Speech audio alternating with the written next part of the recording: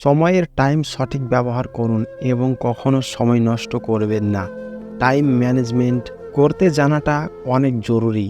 যদি আপনি যে কোনো কাজে সফল হতে চাইছেন, না হলে কখন কিভাবে সময় পার হয়ে যাবে আপনি বুঝতেই পারবেন না।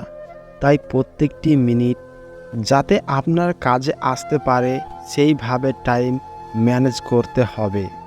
নিজের স্বাস্থ্যের উপরে ধ্যান রাখতে শিখুন, কারণ ভালো স্বাস্থ্যের সাথে আপনি কম টাকা কামিয়েও খুশি থাকতে পারবেন, কিন্তু স্বাস্থ্য খারাপ হয়ে থাকলে প্রচুর টাকা থেকেও আপনি খুশি হয়ে থাকতে পারবেন না।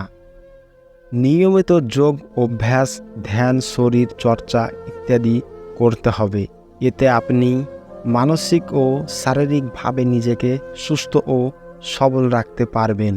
জীবনে সফল হওয়ার জন্য সবসময় নিজেকে অনুপ্রাণিত, মোটিভেট করে রাখতে হবে। আর তাই নিজেকে মোটিভেট রাখার জন্য motivational video, audio, story, blog ইত্যাদি দেখতে ও পড়তে থাকবেন।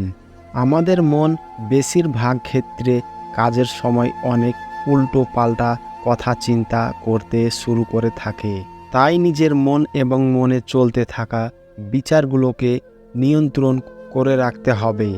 মনে রাখবেন, আমাদের মনে যেই বিচারগুলোই চলবে সেগুলোর উপরে আমরা প্রতিক্রিয়া করে থাকি।